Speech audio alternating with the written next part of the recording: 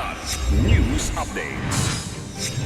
Mga balita ngayon, 45 BFP officials na sangkot umano sa pagbili ng overpriced fire trucks kakasuhan ng DILG. 20.4 million pesos na hinihinalang shabu nasabat sa Cagayan de Oro bypass. 2 suspect tiklo. Anti-flood project sa Naga at Quezon City target ang agarang solusyon. Ako po si Cesar Soriano para ihatid ang mga nangunang balita sa buong kapuluan ngayon. Nakatakdang magsampa ang Department of the Interior and Local Government o DILG ng mga kasong administratibo at kriminal laban sa 45 opisyal ng Bureau of Fire Protection o BFP na sangkot umano sa lantarang korupsyon at pandarayan ng bidding sa pagbili ng mga fire truck mula 2018 hanggang 2024. Ayon kay DILG Secretary John Vic Remulla, overpriced na mga fire truck ang binili sa mga pinaburang suppliers. Inihalimbawa nito ang 1,000-gallon fire truck na nagkakahalaga lamang ng 5.97 million pesos noong 2014 ay umabot sa halos 15 milyong piso ang presyo noong 2024 na aniyay hindi bunga ng inflation kundi ng korupsyon. Kabilang sa mga pinakakasuhan ng reklamong grave misconduct, serious dishonesty, gross neglect of duty, conduct prejudicial to the best interest of the service, at violation ng Section 3 ng Republic Act No. 3019 sa Ombudsman, ang dalawang dating BFP chiefs na sina Leonardo Banyago at Louis Puraca. Gayon din ang sinuspindeng fire director na si Jesus Fernandez. Dawit din sa patong-patong na kaso ang mga miyembro ng Bids and Awards Committee at Technical Specifications Committee, pati ang private suppliers na sinasabing sangkot sa pangmamanipulan ng presyo.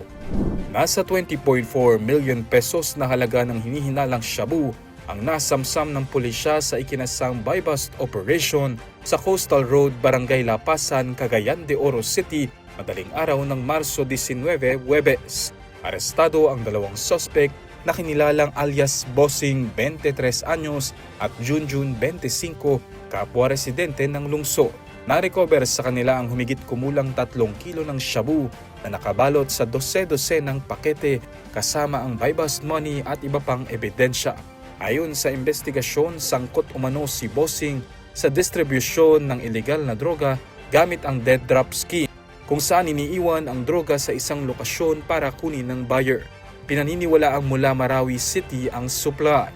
Mahaharap ang mga suspect sa kasong paglabag sa Sections 5 at 11 ng RA 9165. Patuloy ang operasyon laban sa ilegal na droga sa rehiyon. Pinaigting ng pamahalaan ang mga hakbang laban sa pagbaha matapos ang sunod-sunod na inspeksyon ng Department of Public Works and Highways o DPWH sa Naga City at Quezon City, alinsunod sa direktiba ni Pangulong Ferdinand Marcos Jr. sa ilalim ng Oplan kontra Baha. Sa Naga City, agad na nilinis ng DPWH ang mga baradong daluyan ng tubig sa isang paaralan kasunod ng inspeksyon ni DPWH Secretary Vince Dizon at Mayor Lenny Robredo habang inihahanda ang pangmatagalang solusyon sa pagbaha. Inilunsad din ang plano para sa mas malawak na sidewalk at bike lanes upang gawing pedestrian-friendly ang lungsod. Samantala sa Quezon City, sinuri ang Matalahib Creek Pumping Station na umano'y nagpapalala ng baha. Nakipagtulungan ng DPWH sa Project NOAA at QC-LGU upang maglatag ng science-based solutions tulad ng mobile pumps, fraud control adjustments at retention basic. Layunin ng pamahalaan na magpatupad ng mas epektibong flood mitigation upang maprotektahan ang mga komunidad. Para sa Kidlat News Channel, ako si Renzo Lenon, nag-uula. Ako po si Cesar Soriano. Palagi niyong kasama sa bawat pagputo ng balita.